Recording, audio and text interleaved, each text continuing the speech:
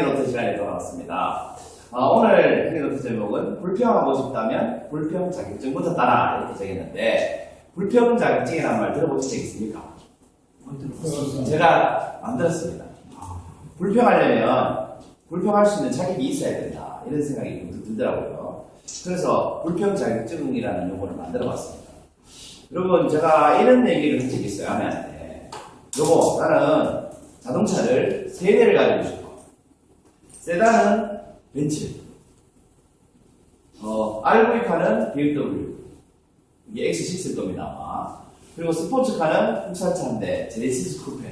이렇게 차를 3대를 가졌으면 좋겠다 라고 얘기를 했습니다. 그랬더니 아내가 뭐라고 했을까요? 아내가 이러는 겁니다. 난 BMW 싫은데 이러는 겁니다. 그래서 제가 뭐라고 했을까요? 어차피 살려면 편도 안 된다. 그렇게 얘기했습니다. 뭐 BMW 살려면 편도 안 되는데 무슨 사기가 싫어 이런 얘기를 하냐라고 했었죠. 그리고 우리가 또 살다 보면 이런 얘기를 할 때가 있습니다. 듣기도 하죠. 어떤 얘기냐면 돈이면 나냐? 돈이 인생의 전부는 아니야. 이런 말을 할 때가 있습니다. 그렇지요?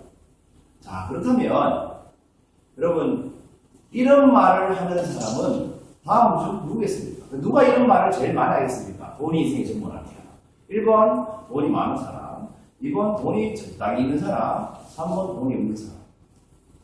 돈이 적당히 있는 사람. 적당히 있는 사람이 돈이 전부가 아니야 이렇게 얘기합니까? 돈이 없는 사람. 돈이 없는 사람이 돈이 인생의 전부가 아니야 이런 얘기를 많이 합니다. 그렇죠? 그러면 다음 질문이 이렇습니다. 돈이 인생의 전부가 되는 사람은 그럼 누구겠습니까? 돈이 없는 사람이 돈이 인생의 전부가 아니야 라는 말을 제일 많이 합니다. 그렇다면 돈이 인생의 전부가 되는 사람은 누구겠습니까? 돈이 많은 사람. 돈 많은 사람? 돈이 없는 사람. 돈이 없는 사람? 3번. 1번 아니면 3번이죠? 예. 한번 생각해보세요. 어떤 사람이 돈이 인생의 전부가 되겠습니까? 돈이 인생의 전부가 된다는 말은 돈 때문에 죽을 수도 있다는 뜻이죠. 3번. 어떤 사람이 돈 때문에 죽습니까? 돈이 없는 사람. 맞습니다. 돈이 없는 사람은 병 걸려서 돈이 많이 들잖아요. 죽습니다.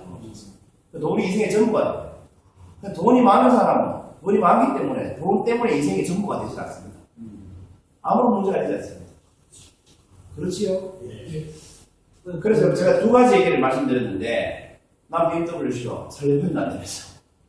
두 번째 얘기는 돈이 없으니까 돈이 인생의 전부가 아니야. 그런 불평을 하면서 산다는 거죠. 여러분 이 불평을 하는 사람들은 공통점이 있습니다. 어떤 공통점이 있습니까?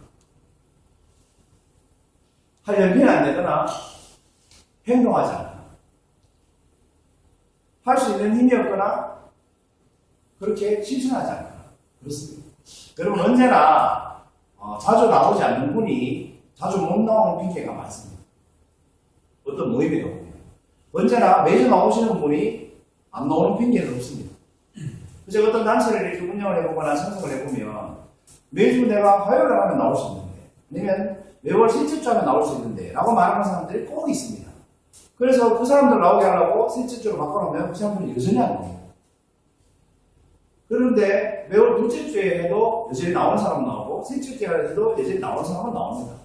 여전히 나오시는 분들은 뭐 때문에 못 나온다는 얘기를 안 합니다. 사실은 우선순위에 밀리는 거죠. 이런 경우는 행동하지 않는 사람이 불평이 많은 경우입니다.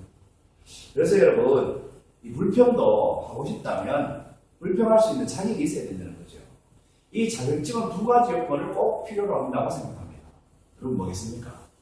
불평을 하려면 꼭 두 가지 요소를 갖추고 있어야 됩니다. 첫 번째는 책임감입니다. 그리고 두 번째는 그것을 할 수 있는 역량이 있어야 돼요. 내가 자살 역량도 없으면서 저 차는 싫어라고 말할 자격은 없죠. 내가 실제 참여도 하지 않고 행동도 하지 않으려 해서 뭐 때문에 했으면 좋겠다라는 불평할 자격은 없죠. 우리가 불평을 하려면 내가 먼저 그것을 해놓고 이뤄놓고 그에 대한 책임감이 있을 때 우리는 불평할 자격이 있지 않을까 그런 생각을 해봤습니다. 그래서 불평 안 하는 게 제일 좋고요. 불평할 거면 책임감을 가지고 능력을 발휘해서 최소한 관심과 애정이 있는 상태에서 하는 불평이 진짜 훌륭한 불평이 아니겠습니까? 여러분 불평하고 싶으시면 이 두 가지를 한번 생각해 보시기 바랍니다. 25번째 행위노트였습니다. 감사합니다.